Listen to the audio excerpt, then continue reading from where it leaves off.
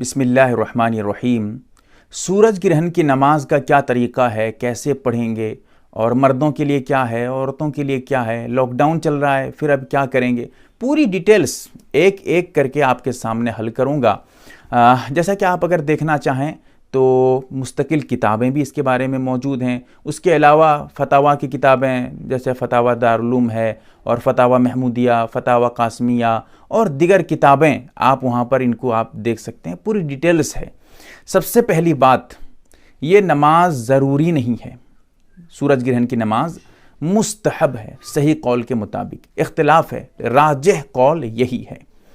یہ نماز جو آپ پڑھیں گے مکروہ وقت میں نہیں پڑھیں گے، جب جن اوقات میں نماز پڑھنا منع ہے، دن کے وقت میں سورج گرہن لگتا ہے عام طور پہ، اسی لیے اگر زوال کا وقت آ گیا اس وقت آپ یہ نماز مت پڑھیے۔ زوال سے پہلے اگر سورج گرہن لگا ہے تو پڑھ سکتے ہیں۔ دیکھیے ایک چیز اس سے پہلے آپ یہ سمجھیے، یہ نماز جو ہے سورج کو گرہن لگنا جب شروع ہو جائے گا اس وقت سے آپ پڑھ سکتے ہیں۔ کب تک پڑھیں گے؟ جب تک گرہن ختم نہ ہو تب تک پڑھ سکتے ہیں، پورے وقت میں بھی آپ نماز پڑھ سکتے ہیں، جس وقت بھی چاہیں۔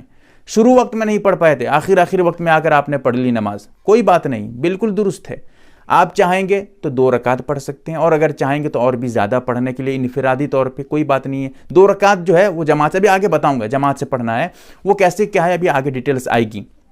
تو اس وقت جو ہے آپ نماز بھی پڑھ سکتے ہیں، اگر نماز آپ مکمل کر لیتے ہیں اس کے بعد آپ دیگر عبادت میں، قرآن کی تلاوت میں، اور یا پھر جو ہے آپ اللہ اللہ کرنے میں۔ ایک سوال یہاں یہ بھی ہوتا ہے کہ اگر زوال کا وقت ہو کیا ہم قرآن کی تلاوت کر سکتے ہیں؟ بالکل کر سکتے ہیں، نماز پڑھنا منع ہے، قرآن کی تلاوت منع نہیں ہے۔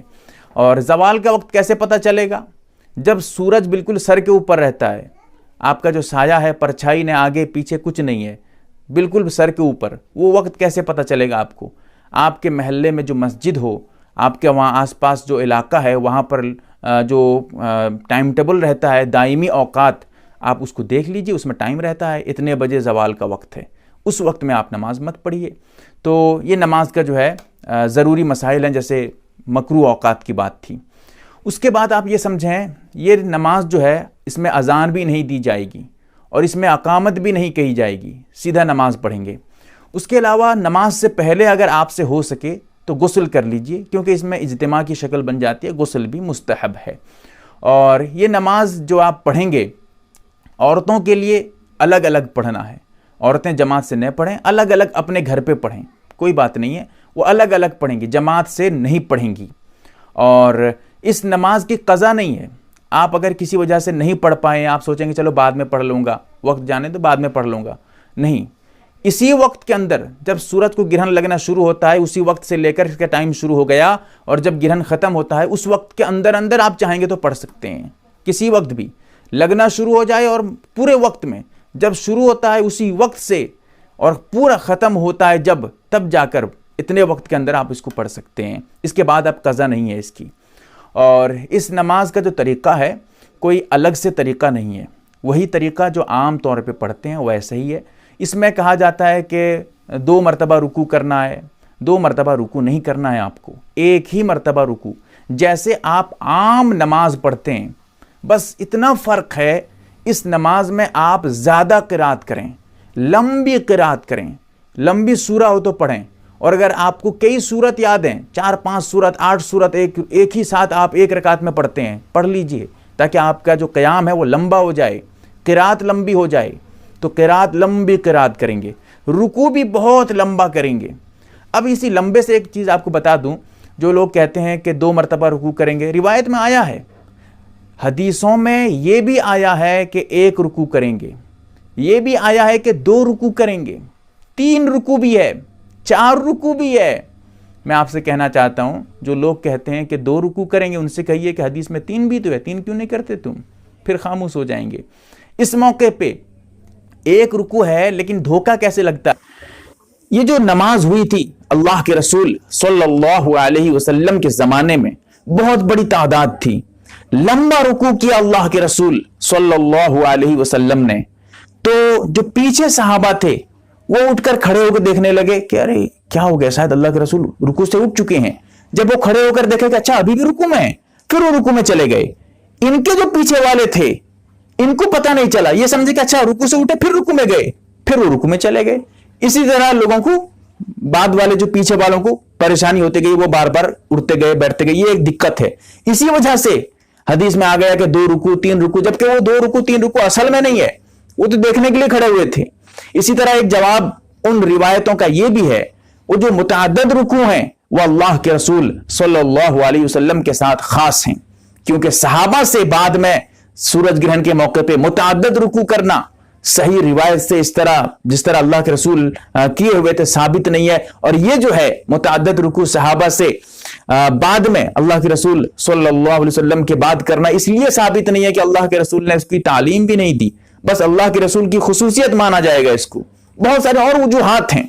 तो बहरकैफ एक ही रुकू करेंगे, लंबा रुकू करेंगे, जितनी मर्तबा तस्बीह रुकू की है आप पढ़ सकते हैं।